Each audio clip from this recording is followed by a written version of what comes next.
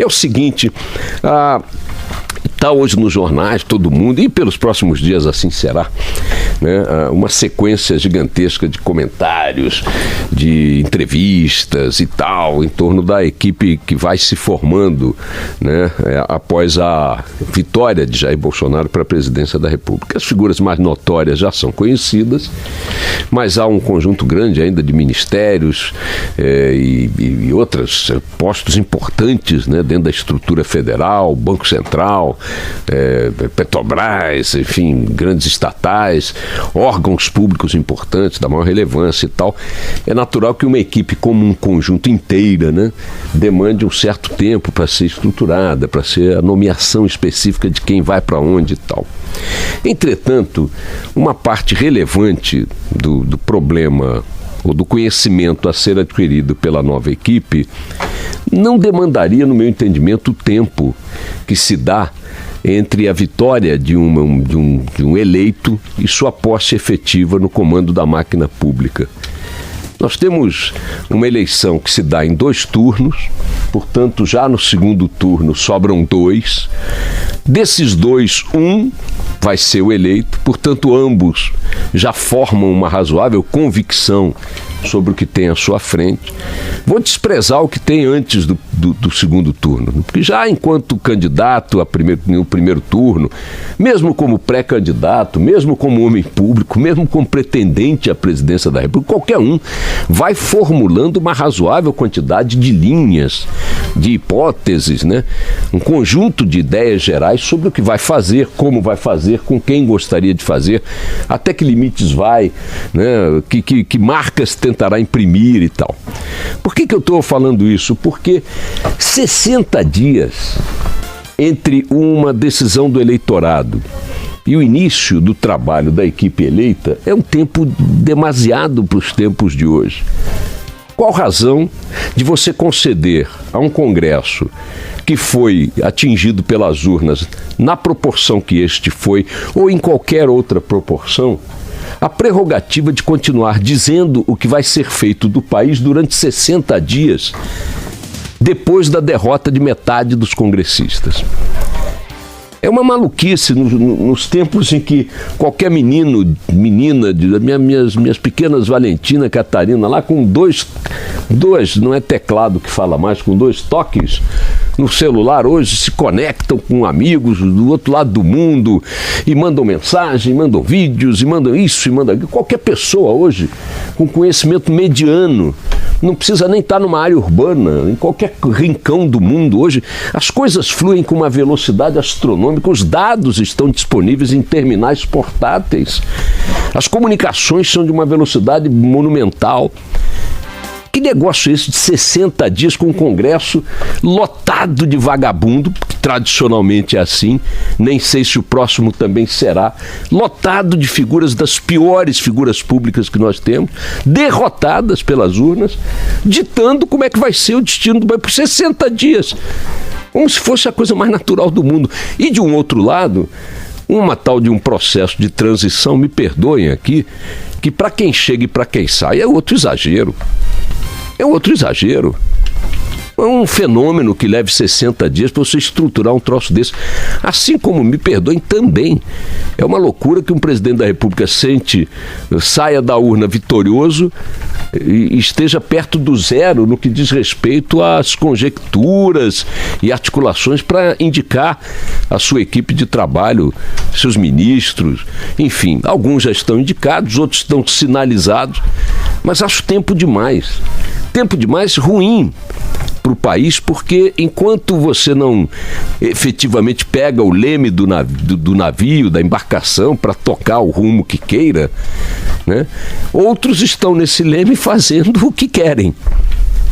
E geralmente ao sabor de grupos, de ideias, enfim, de projetos derrotados nas urnas. É tempo demais.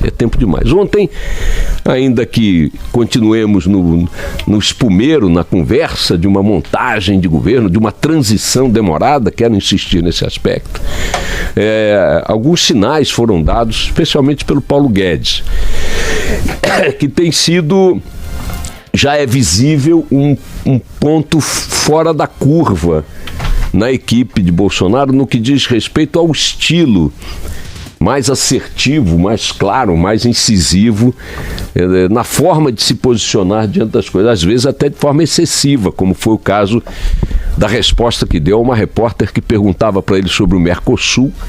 Ele enquadrou a repórter de forma até agressiva, pouco polida, eu diria, e a repórter dizia: mas senhor Paulo Guedes, o que o senhor tem a dizer pelo Mercosul? E ele quieto: mas senhor Paulo Guedes, o que tem a dizer do Mercosul? E ele quieto. Na terceira vez que ela perguntou: minha filha, por que você quer saber do Mercosul? O Mercosul não é prioridade, não é prioridade o Mercosul. Pronto, era isso que você queria ouvir? Era isso que você queria ouvir? O estilo é sério. Por que você quer saber de Mercosul? Eu disse: porque sou argentina, trabalho no jornal El Clarín. Aí ontem ele até se desculpou e tal, bababá. Diria até que com certo excesso, a veemência dele, a assertividade dele e tal. Mas ele é um ponto fora da curva no seguinte sentido: ele está sendo muito claro nas coisas que defende, muito claro. Ele não tem esse protocolo, essa firula do discurso político mais cauteloso, né? Uma coisa mais pisando em ovos, espera aí, não sei e tal. Ele vai, quer dizer, ele é um atropelador geral da República, me parece já ficar claro pelos primeiros movimentos. Agora, ainda que com ênfase ou de forma, ou num protocolo que não é exatamente o que predomina na política, e é preciso levar em conta que a política é assim mesmo em qualquer parte do mundo, mesmo que nesses tiros mais diretos na testa dos fatos, tem coisa que ele está falando que eu acho que não só é muito claro, como muito necessário também. E uma delas está voltada para a questão do Estado brasileiro. O grande inimigo da sociedade brasileira não é ideológico. O grande problema da sociedade brasileira não é a ameaça comunista, nem da ditadura militar, nem de esquerda, nem direita, nem fascismo, nem comunismo. No meu entendimento, não é, porque essas ameaças não são reais. Não são reais. Aliás, há 3 dias fizemos aqui uma eleição que resultaria necessariamente numa ditadura bolivariana ou militar, e ainda não estamos numa ditadura. Olha que coisa incrível, né? Como é que quem vaticinou isso, os arautos da ditadura de um lado e de outro, até agora já temos 3 dias, hein, sobrevivendo sem a ditadura depois da eleição de um dos dois. Pois bem, como essas ameaças na minha cabeça não são reais, elas estão no oba-oba retórico da campanha de um lado e de outro e tal, o que nós temos de problema sério à nossa frente é um Estado que é inimigo da sociedade brasileira, da forma como ele está constituído, pelo preço que ele custa e pelo pouco que produz e pelo muito que desvia. O Estado pertence a corporações funcionais e a quadrilhas partidárias, que são quem os dominam, são quem determina o jogo jogado. Ele é gigantesco, ele é oneroso, ele é perdulário, gasta mal. E tem práticas que deviam ser cuidadas por um Ministério da Polícia, e não pelo Ministério do Transporte de um lado, de saúde do outro, educação do outro, infraestrutura ou o que seja.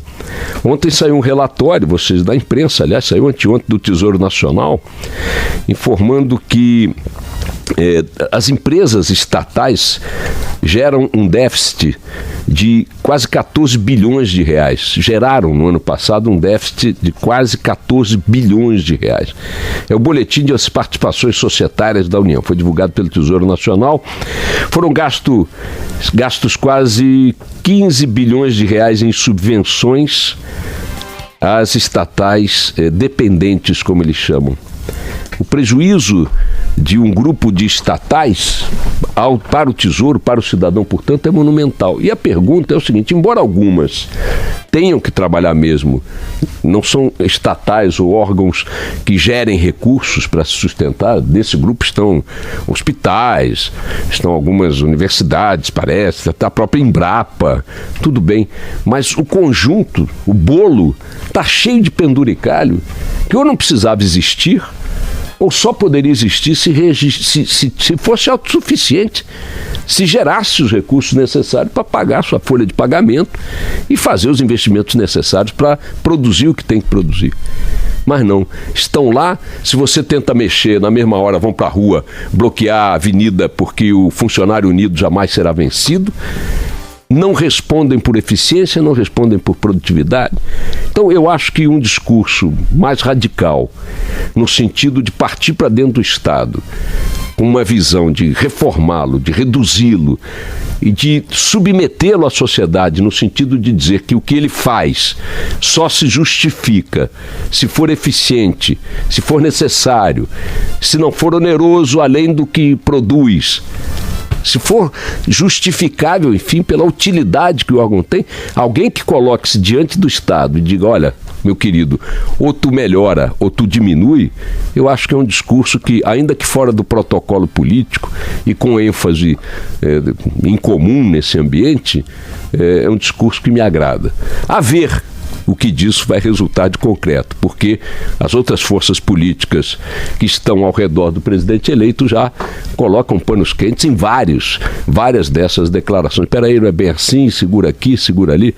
Vamos ver depois dessa longa travessia de 60 dias, repito, para transferir o bastão de uma administração para outra, como é que as coisas vão começar a acontecer concretamente. Toca o barco aí.